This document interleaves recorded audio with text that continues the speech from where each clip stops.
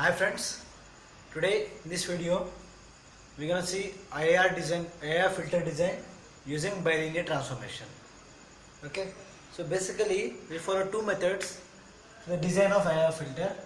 One is bilinear transformation method, and other one is impulse variant transformation method.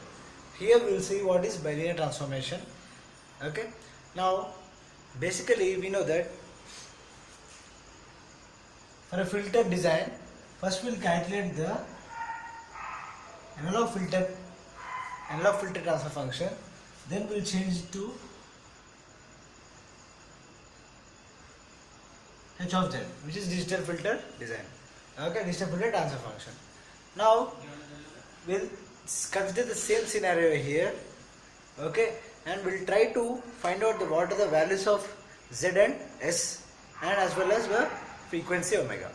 Okay, now first thing is that what is bilinear transformation? Its bilinear transformation is transformation from s domain to z domain, okay, in which frequencies from 0 to infinity are compressed to 0 to pi or 0 to 2 pi. Okay, that is called bilinear transformation. It's a transformation from s domain to z domain in which frequencies from 0 to infinity are reduced or compressed to 0 to pi. Okay, we'll see how it is reduced to 0 to pi or compressed. Okay, now whenever we consider a transfer function h of s, okay, and if you want to simulate this h of s, okay, we need basically three components. There are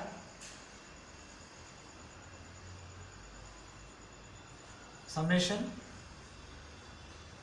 multiplier, and then integrator. It is native integrator. Okay, and because as it is an analog filter function, okay, obtaining these three blocks are easier for us. Okay, we can directly take out some adder and multiplier and integrator, whereas when it comes to digital transfer function, okay, here getting a summer, getting a multiplier is easier, but realizing this integrator, analog integrator in digital to digital integrator is little harder one or little tough to realize this integrator.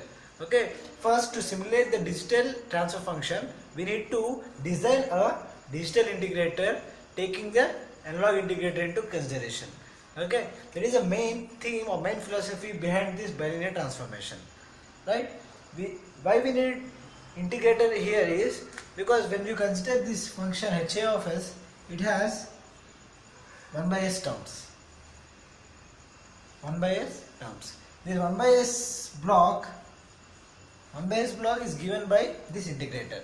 So for this part, we need a digital integrator even in digital transfer function. Okay. So first aim is that we will design a digital integrator taking the analog integrator into consideration. Right. Now, if we consider an integrator block, okay, it has input I given xa of t, and output I have got y of t. So how will my y of t looks like? Y of t is integral of xa of t dt. Okay, so now after this, when I sample my inputs, okay, it will be y of nt xa of nt dt after sampling theorem. Okay, after applying sampling here. Then next is considering digital format y of n y of let's say y of nt is given by, if first we need to get the initial conditions, y of n minus 1 t, okay, plus integral from nt to n minus 1 t, integral from nt to, I'm sorry, from the initial condition to final condition, that is n minus 1 t to nt x of nt dt. This will be my integral term. Okay. Now here, after putting or after taking sampling time period equal to 1, and as it is an digital integrator we are designing, and in whereas in analog integrators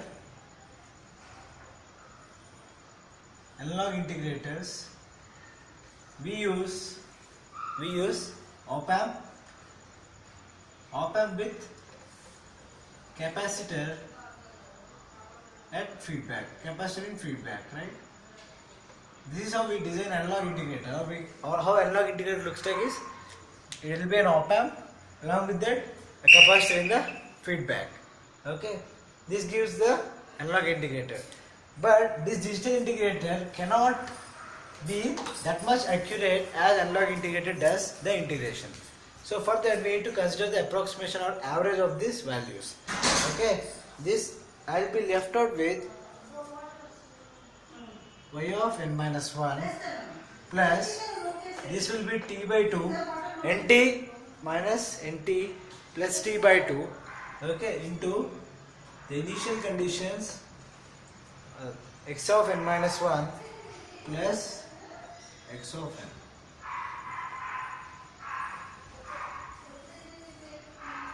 Or else upper limit minus lower limit, this will be x of n plus x of n minus 1. Okay. Now this is my, let it be equation 1. Okay. After that apply z transforms. When I apply z transform, this will be y of z equal to, this is y of z into z inverse plus t by 2 into x of z plus z inverse into x of z. Now bring this term onto the left side. I have y of z into 1 minus z inverse equal to t by 2 into x of z into 1 plus z inverse. Right? Now take y of z by x of z. I get t by 2 into 1 plus z inverse by 1 minus z inverse. Okay. Whereas this transfer function y of z by x of z gives the value of my 1 by s. Okay. From there we got the transformation here.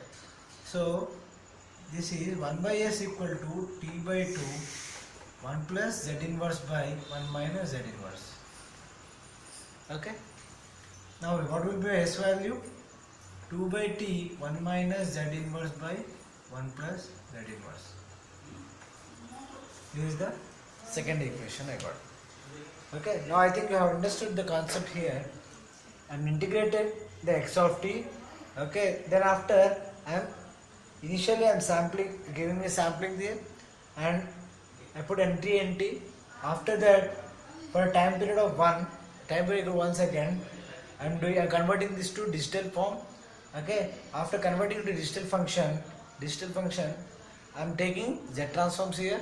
Thereby I got the system function, transfer function, which is showing the integrated transfer function in S domain. So if I need to convert into S domain, that gives my 1 by s. Okay.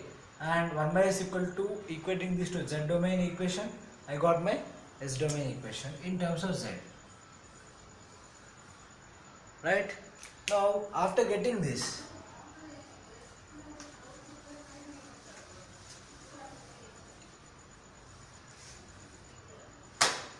After getting this, we get the stable.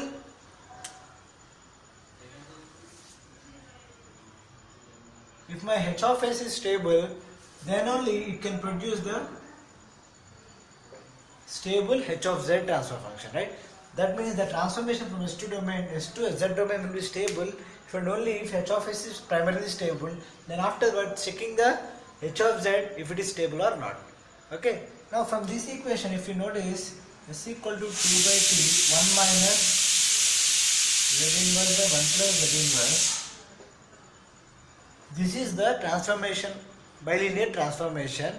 Okay, this, which we call it is bilinear transformation because you can see it is a rational function first of all, and in the numerator we have a linear polynomial, as well as in the denominator we have another linear polynomial. That means you have two linear polynomials, that is called bilinear, and it is a transformation from z to s domain or s to z domain. So it is called bilinear transformation.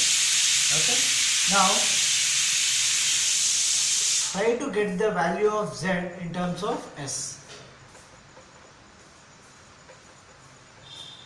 Then I will get the value as 1 plus st by 2 by 1 minus.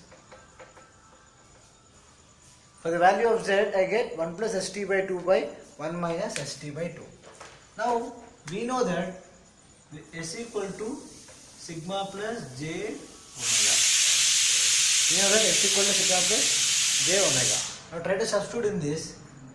Z equal to 1 plus sigma plus j omega, sigma t by j omega t by 2 by 1 minus sigma t by 2 minus j sigma t by 2. Okay, try to apply mod on both the sides.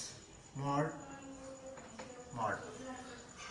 Now after applying mod,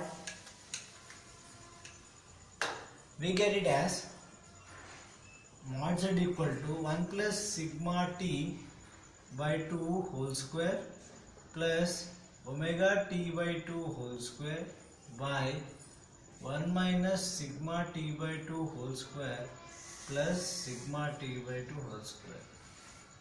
Okay, under root. Now if you can see here from this equation, if I consider sigma values less than 0, sigma whenever it is less than 0, it is clear that mod z is less than 1. You can substitute some values here like 0.2, 0.3, less than 0 value, minus 0.2, minus 0.3 and all. You check for the output, you get mod z is less than 1. Similarly, whenever sigma is equal to 0, this term is 0, this term is 0, this will be 1, 1 plus omega t by 2 whole square, 1 plus omega t by 2 whole square, then I will get as mod z as 1. Right? Similarly, whenever sigma is greater than 0, then I get my mod z value as greater than 1. Okay? Now, we'll correlate this, whatever the results we got, into a graphical manner as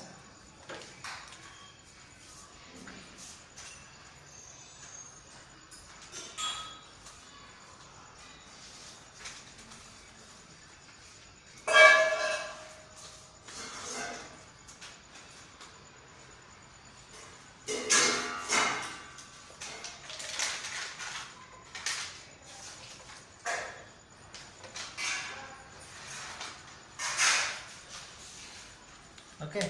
Now as you can see, these are the region. This is the region where sigma is greater than 0. This is the region where sigma is less than 0. This is the region where sigma equal to 0. Okay. Now whenever my sigma is less than 0, that means the poles are on the left side. Okay. Whenever these are left, this side, on the left side of the plane, the mod z is less than 0. That means the mapping is inside the circle. Okay. Now, whenever my pole is equal to 0, then mod z equal to 1. That means if my values of the poles are lying here, then I have my values on the circle. Okay. Next is whenever my sigma is greater than 0, that means In this region, if I have the poles in sigma region, in the sigma plane, then S plane, then I have mod z greater than 1. That means I have my poles outside the circle.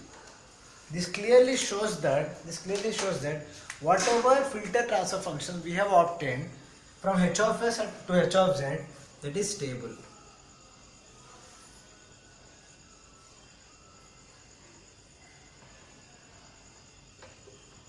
The stable filter. Okay, that means for sigma less than 0 or whatever the mapping we are getting is inside the circle, that means this is stable. For sigma equal to 0, it is on the circle, that is marginally stable. For sigma greater than 0, those values are outside the circle, which are unstable. It is clearly showing the difference between the each and every region. So whatever the system function we obtained is stable filter, we can say. Okay. Next thing is we need to find the frequencies here. What is the frequency and how it is affecting the overall response. Okay. Now let us consider the same equation as earlier. But here if you can see that the special case, whenever sigma equal to 0, okay, whenever sigma is equal to 0, then what is my mod z? That is equal to 1. My mod z equal to 1. When mod z is equal to 1 is possible is whenever z is equal to e power j. From here we got the transformation from s to small w. That means z equal to, whenever z equal to e power j omega only, we get mod z equal to 1, and even sigma equal to 0, mod z equal to 1 is satisfied. Okay, that's why we take z equal to e power j omega into the substitution of the first equation we have obtained for z in the form of z. Okay, so s equal to 2 by t into 1 minus z inverse by 1 plus z inverse. This is what we obtained from in the first equation, I guess. So after substituting in this, 2 by t 1 minus e power j omega 1 plus e power minus j omega. Okay. Now here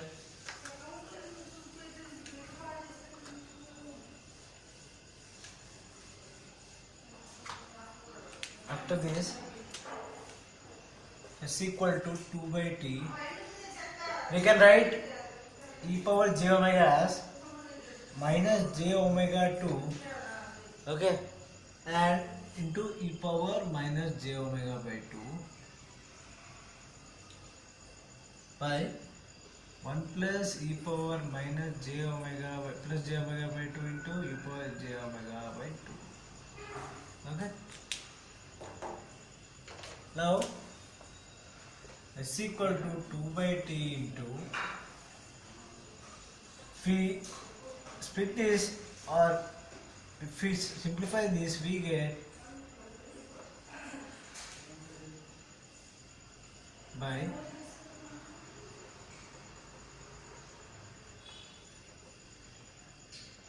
I'll divide it by 2 and divide by 2 and divide by j and divide by j.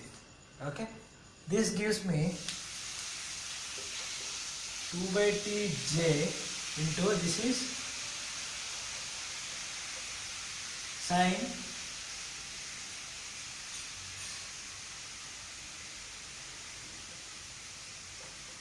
omega by 2. Okay, this is sine omega by 2 by cos omega by 2. That is 2 by t into j tan omega by 2. Okay. Now, if I consider here s equal to j omega, then I equate this both. I get j omega equal to 2 by t j into tan omega by 2. J cancel. T omega by 2 equal to tan omega by 2, whereas small w is given by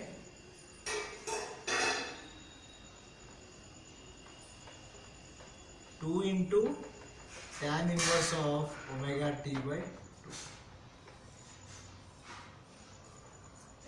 Okay, this is the relation between small omega equal to 2 into tan inverse of omega t by 2. Okay, the next is we have got the frequency transformations also, or the relation between analog and digital frequencies here. Okay, again using this omega t value, then and we considering the effects, we'll see that omega by 2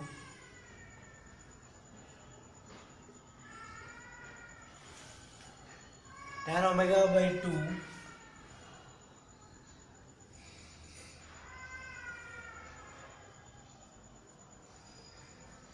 is equal to omega. Okay, this is what we obtained the first. So considering these values, now whenever sigma is greater than 0, that means my omega value will be lying from 0 to pi. Okay, or else converse also same. Whenever omega value is 0 to pi, my sigma value will be greater than 0. Whenever it is from pi to 2 pi, then omega value is less than 0. Okay, now if we map this here,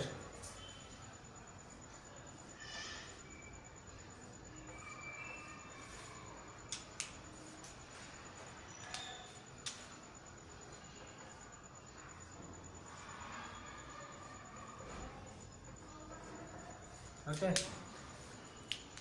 whenever omega is greater than 0, then my values are lying from 0 to pi. Whenever omega is less than 0 here, then my values are from pi to 2 pi. Okay, this forms a clear relation between omega and small omega and capital omega. That means the relation is, it forms a circle in the, whenever we consider a line in a small capital omega plane, it is a circle in the small omega plane. Okay, that's what we are considering the e power j omega. Okay, now if we consider this, again small omega equal to tan inverse of omega t by 2 into 2. Okay, this is what we got, right? Now if you plot the graph, between omega and capital omega,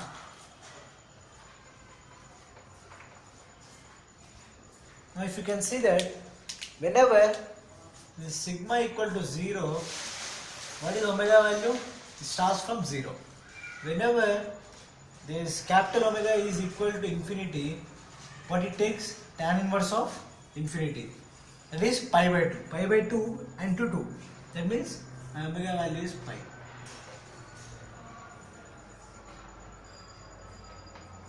My omega value is pi. That means my graph starts from 0 and it reaches the value of pi at infinity. Okay, so what we can say is our frequency band, which is from 0 to infinity, is compressed to 0 to pi here. This effect is called warping effect.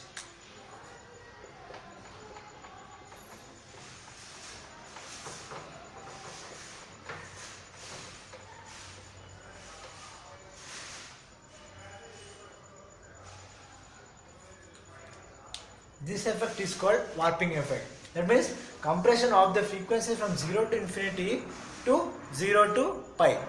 Okay, we know that the linear is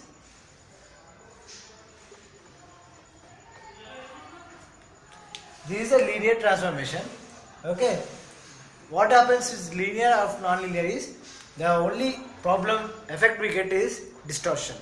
Whenever it is linear, we won't get the distortion in the output, but whenever the response is non-linear, we get a distortion filter. Okay, so this is about warping effect and how, and this is reduced by using the pre-warping techniques. Okay, that means we will be changing the omega p, omega s values, thereby changing the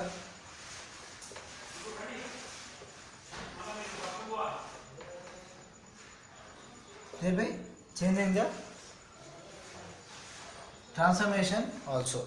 Okay, we will change these values along using this formula. Okay, and we obtain the values of the new digital filters transfer functions. Okay, by placing the omega p and omega s values, and we design the filter according to the. Okay, in the next video we'll see the design of a filter example using this specification. That's all for this video. Thank you.